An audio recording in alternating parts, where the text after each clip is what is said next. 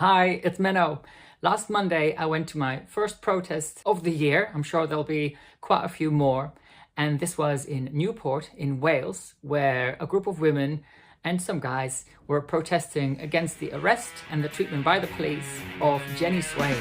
Newport sticker woman strikes again. Newport sticker woman, her name is Jen. Newport sticker woman. Newport sticker woman. The Newport sticker woman, she strikes again. Oh, call the police. Oh, Christ. Jenni Swayne was arrested on the 24th of January for stickering.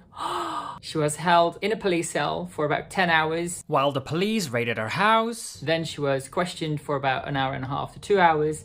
And then they let her go at about 3:30 in the morning. Her crime? Well, they're still going to have to decide whether a crime has actually been committed and whether they're going to officially charge her. But she was arrested for a public order offence, hate crime and vandalism. All this for putting some stickers up about women's rights and what a woman is. It reminds me of last year when Marion Miller was taken to court over retweeting a picture of some suffragette ribbons.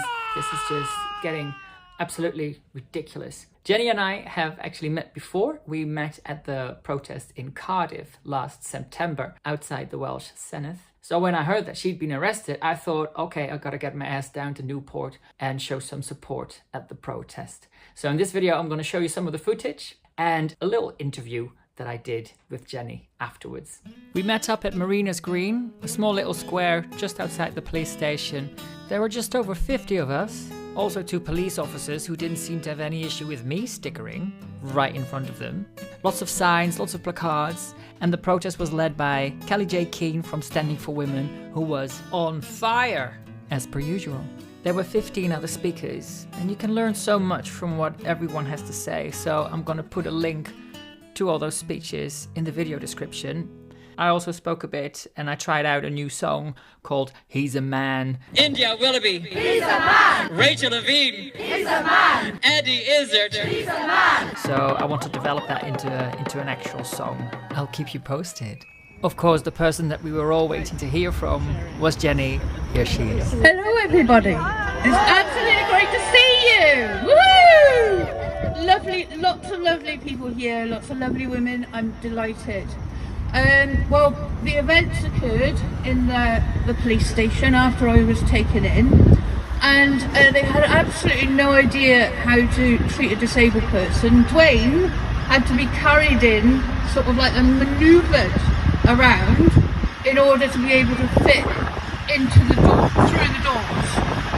Oh, Christ. Is that important? More stickers. Oh, more stickers! They found more stickers. But anyway, they had no idea how to deal with a disabled woman at all. I had to threaten to piss on the floor before they would allow me to go to the toilet when I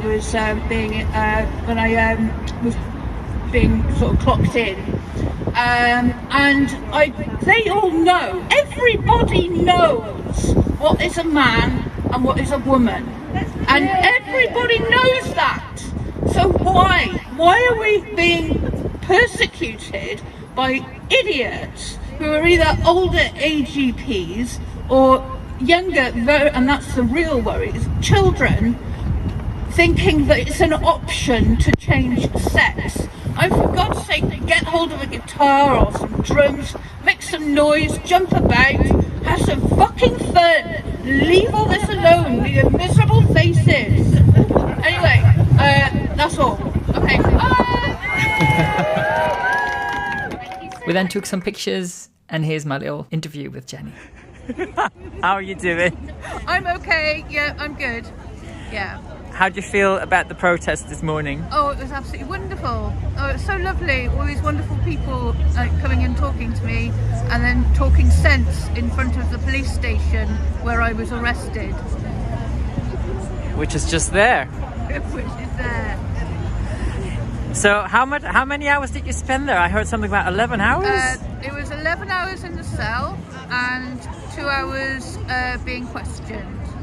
But the police guy was a bit of a plank, so that's probably why it took so long. And what sort of questions did they ask, or are you not allowed to speak about that? Yeah, no one said I couldn't. Sort of like about my thinking, about what I did, about why I did it, hate crime, blah blah blah. It was all bullshit. There was no substance. That's why I can't answer it fully. Because it wasn't a case of like, you know, big massive crime, obviously what happened. It was just bizarre, absolutely bizarre. And basically your crime is that you put stickers on lampposts. Yes, yes. And so when they raided my house, they took my collection of stickers, most of which were made by myself, so none of them even included the word trans. So if people thought they were to do with trans, it's nothing to do with me, is it? It's to do with them, their perception of what I wrote. I mean, it's death of the author, it's all very postmodern, so they can put it off. I've forgotten what I was saying then.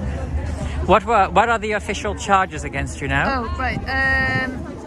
Public order offence, vandalism, and hate crime.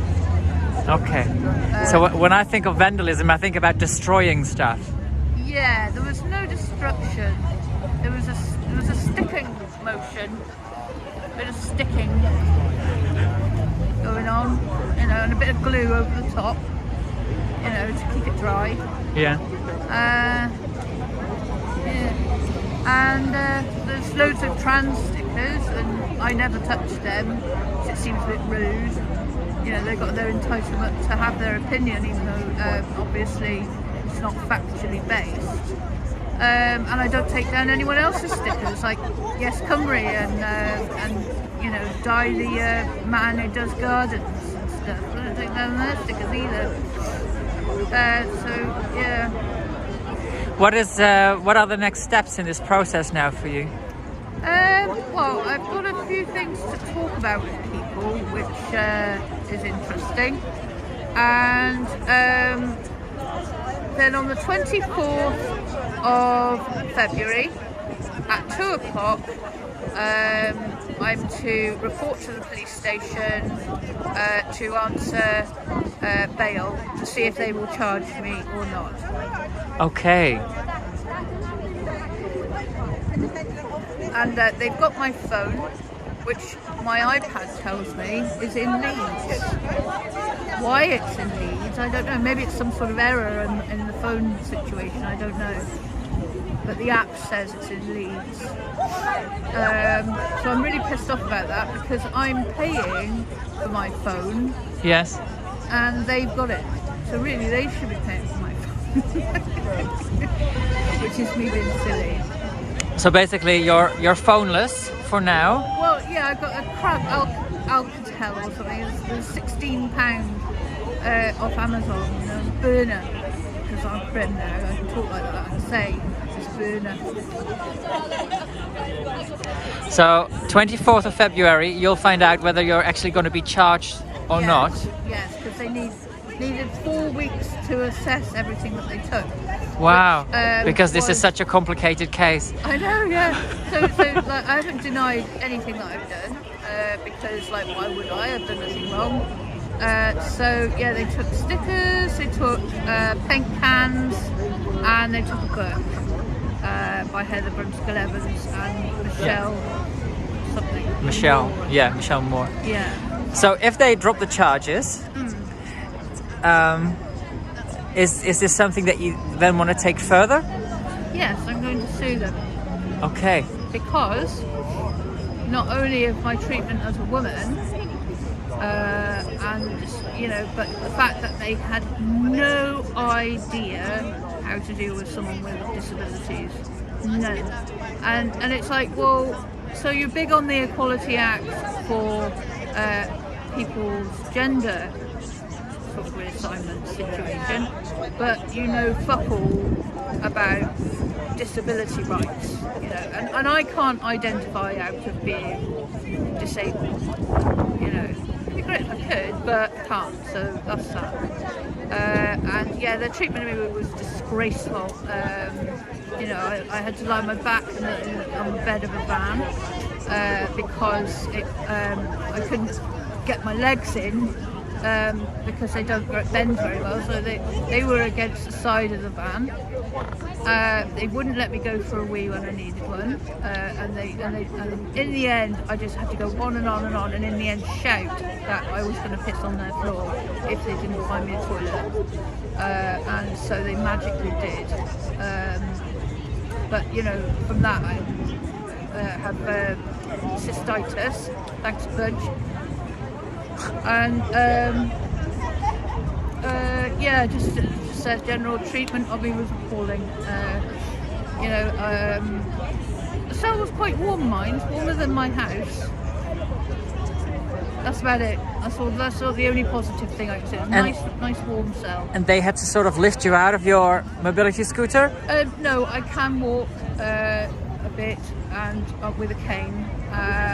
But they, yeah, Dwayne was under arrest as well. Ah, Dwayne. He was outside.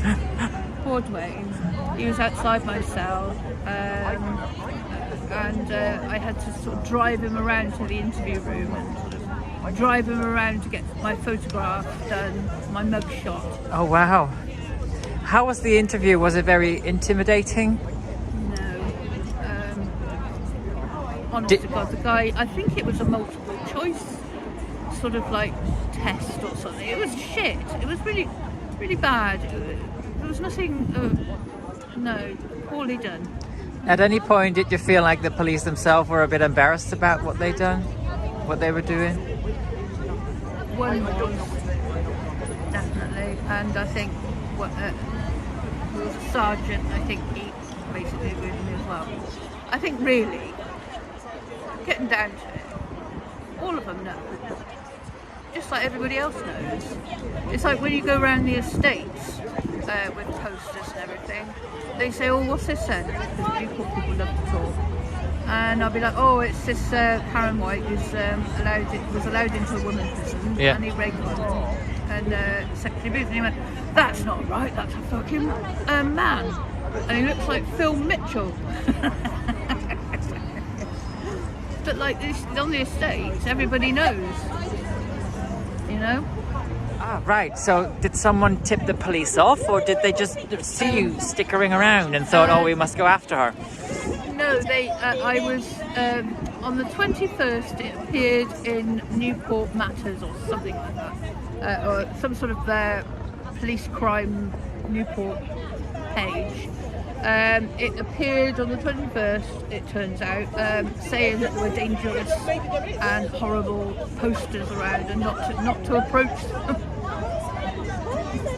because there were Rottweilers behind them or something. And so they were saying that there were sharps in it. So that was on the 21st. 23rd was a Sunday, and I didn't know about this because I don't really follow Newport news that much, and or any news in fact, she's depressing. My question was, did somebody tip the police off to go and find you, or did they just spot you? Yeah, it was there was one person called Katie Solomon, and his little friend who goes by the name of Layla, I think. He's a very deeply troubled young man. Really, really needs help. Very concerning. Yeah. And they saw you stickering around and they thought, we'll get the police on our case? I think they didn't see me, no. I think it was reported within one of my stock accounts saw them, like, it was all being reported, and I sort of, Do you have a message for the Welsh women? Hooray, Welsh women! Hee-hee! There we go. Thank you. So there you go. First woman of the year arrested for wrong think, or for daring to state, even via stickers, what a woman is and isn't. Jenni now has a crowdfunder going because she's planning to sue the police. This crowdfunder looks like it's going well. Jenni's doing this with the help of Fair Cop, which was set up by, among others, Harry Miller, who won an important legal victory last year. So she's in good hands. The only reason the police force is going after women like Jenni, like Marion Miller, also Caroline Farrow and Kelly J. Keane, while at the same time failing to deal with countless cases of women being murdered and raped, is because of the spell that Stonewall have cast over them. We need to break that spell and kick some sense back into the police force.